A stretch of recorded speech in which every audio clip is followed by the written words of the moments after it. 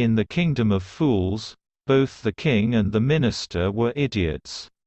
They didn't want to run things like other kings, so they decided to change night into day and day into night.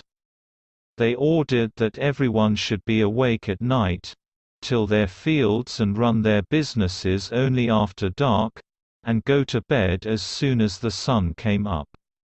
Anyone who disobeyed would be punished with death. The people did as they were told for fear of death. The king and the minister were delighted at the success of their project. One day a sage and his disciple arrived in the city. It was a beautiful city, it was broad daylight, but there was no one about. Everyone was asleep. Even the cattle had been taught to sleep by day. The two strangers were amazed by what they saw around them and wandered around town till evening, when suddenly the whole town woke up and went about its nightly business. The two men were hungry. Now that the shops were open, they went to buy some groceries. To their astonishment, they found that everything cost the same, a single rupee. Whether they bought a measure of rice or a bunch of bananas, it cost a rupee. The sage and his disciple were delighted. They had never heard of anything like this. They could buy all the food they wanted for a rupee. When they had cooked and eaten, the sage realized that this was a kingdom of fools and it wouldn't be a good idea for them to stay there. "This is no place for us. Let's go," he said to his disciple. But the disciple didn't want to leave the place. Everything was cheap here. All he wanted was good, cheap food. The sage said, "They are all fools. This won't last very long, and you can't tell what they'll do to you next." But the disciple wouldn't listen to the sage's wisdom. He wanted to stay. The sage finally gave up and said, "Do what you want. I'm going." And he left. The disciple stayed on, ate his meal every day, bananas and butter and rice and wheat, and grew fat like a street-side sacred bull. One bright day, a thief broke into a rich merchant's house. He had made a hole in the wall and sneaked in. And as he was carrying out his loot, the wall of the old house collapsed on his head, and killed him on the spot. His brother ran to the king and complained, "Your Highness, when my brother was pursuing his ancient trade, a wall fell on him and killed him. This merchant is to blame. He should have built a good, strong wall. You must punish the wrongdoer and compensate the family for this injustice." The king said, "Justice will be done. Don't worry," and at once summoned the owner of the house. When the merchant arrived, the king questioned him. "What's your name?" "Such and such, Your Highness." "Were you at home when the dead man burgled your house?" "Yes, my lord. He broke in and the wall was weak. It fell on him." The accused pleads guilty. "Your wall killed this man's brother. You have murdered a man. We have to punish you." "Lord," said the helpless merchant, "I didn't put up the wall. It's really the fault of the man who built the wall. He didn't build it right. You should punish him." "Who is that?" "My lord, this wall was built in my father's time. I know the man. He's an old man now. He lives nearby." The king sent out messengers to bring in the bricklayer who had built the wall. They brought him, tied hand and foot. "You there? Did you build this man's wall in his father's time?" "Yes, my lord, I did." "What kind of a wall is this that you built? It has fallen on a poor man and killed him. You've murdered him. We have to punish you by death."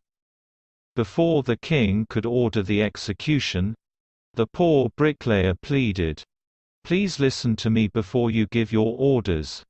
It's true I built this wall and it was no good. But that was because my mind was not on it.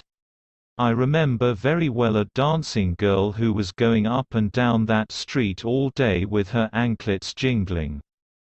And I couldn't keep my eyes or my mind on the wall I was building. You must get that dancing girl. I know where she lives. You're right. The case deepens. We must look into it. It is not easy to judge such complicated cases. Let's get that dancer, wherever she is. The dancing girl, now an old woman, came trembling to the court. Did you walk up and down that street many years ago, while this poor man was building a wall? Did you see him? Yes, my lord. I remember it very well. So you did walk up and down, with your anklets jingling. You were young and you distracted him, so he built a bad wall. It has fallen on a poor burglar and killed him. You've killed an innocent man. You'll have to be punished. She thought for a minute and said, My lord, wait. I know now why I was walking up and down that street. I had given some gold to the goldsmith to make some jewelry for me. He was a lazy scoundrel. He made so many excuses, said he would give it now and he would give it then and so on all day. He made me walk up and down to his house a dozen times. That was when this bricklayer saw me. It's not my fault, my lord, it's the damned goldsmith's fault. The poor thing, she's absolutely right, thought the king, weighing the evidence. We've got the real culprit at last. Get the goldsmith, wherever he is hiding. At once, the king's bailiffs searched for the goldsmith, who was hiding in a corner of his shop. When he heard the accusation against him, he had his own story to tell. My lord, he said, I'm a poor goldsmith. It's true I made this dancer come many times to my door. I gave her excuses because I couldn't finish making her jewelry before I finished the rich merchant's orders. They had a wedding coming, and they wouldn't wait. You know how impatient rich men are. Who is this rich merchant who kept you from finishing this poor woman jewelry? Made her walk up and down. Which distracted this bricklayer, which made a mess of his wall, which has now fallen on an innocent man and killed him. Can you name him? The goldsmith named the merchant. And he was none other than the original owner of the house whose wall had fallen. Now justice had come full circle, thought the king, back to the merchant. When he was rudely summoned back to the court, he arrived crying, It wasn't me but my father who ordered the jewelry. He's dead. I'm innocent. But the king consulted his minister and ruled decisively, It's true your father is the true murderer. He's dead, but somebody must be punished in his place. You've inherited everything from that criminal father of yours, his riches as well as his sins. I knew at once.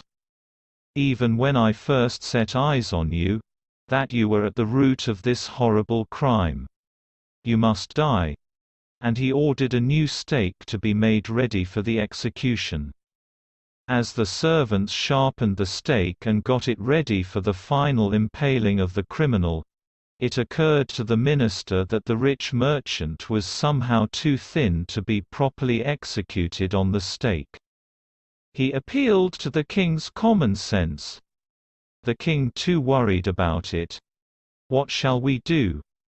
He said, when suddenly it struck him that all they needed to do was to find a man fat enough to fit the stake. The servants were immediately sent all over the town looking for a man who would fit the stake, and their eyes fell on the disciple who had fattened himself for months on bananas and rice and wheat and butter. What have I done wrong? I'm innocent." He cried. "That may be true. But it's the royal decree that we should find a man fat enough to fit the stake," they said, and carried him to the place of execution. He remembered his wise sage's words. "This is a city of fools. You don't know what they will do next." While he was waiting for death, he prayed to his sage in his heart, asking him to hear his cry wherever he was. The sage saw everything in a vision. He had magic powers, he could see far, and he could see the future as he could see the present and the past. He arrived at once to save his disciple, who had got himself into such a scrape through love of food. As soon as he arrived, he scolded the disciple and told him something in a whisper. Then he went to the king and addressed him, "O wisest of kings, who is greater, the sage or the disciple?" "Of course, the sage. No doubt about it. Why do you ask? Then put me to the stake first. Put my disciple to death after me." When the disciple heard this, he understood and began to clamor, "Me first. You brought me here first. Put me to death first, not him." The sage and the disciple now got into a fight about who should go first. The king was puzzled by this behavior. He asked the sage, "Why do you want to die?" "We chose him because we needed a fat man for the stake. You shouldn't ask me such questions." "Put me to death first," replied the sage. "Why? There's some mystery here. As a wise man you must make me understand. Will you promise to put me to death if I tell you?" asked the sage. The king gave him his solemn word. The sage took him aside, out of the servant's earshot, and whispered to him, "Do you know why we want to die right now? The two of us. We've been all over the world but we've never found a city like this or a king like you. That stake is the stake of the God of justice. It's new, it has never had a criminal on it. Whoever dies on it first will be reborn as the king of this country. And whoever goes next will be the future minister of this country. We're sick of our ascetic life. It would be nice to enjoy ourselves as king and minister for a while. Now keep your word, my lord, and put us to death. Me first, remember." The king was now thrown into deep thought. He didn't want to lose the kingdom to someone else in the next round of life. He needed time. So he ordered the execution postponed to the next day and talked in secret with his minister. "It's not right for us to give over the kingdom to others in the next life. Let's go on the stake ourselves and we'll be reborn as king and minister again. Holy men do not tell lies," he said, and the minister agreed. So he told the executioners, "We'll send the criminals tonight. When the first man comes to you, put him to death first. Then do the same to the second man. Those are my orders. Don't make any mistake." That night, the king and his minister went secretly to the prison, released the sage and the disciple, disguised themselves as the two, and as arranged beforehand with loyal servants, were taken to the stake and promptly executed. When the bodies were taken down to be thrown to crows and vultures, the people panicked. They saw before them the dead bodies of the king and the minister. The city was in confusion. All night they mourned and discussed the future of the kingdom. Some people suddenly thought of the sage and the disciple and caught up with them as they were preparing to leave town unnoticed.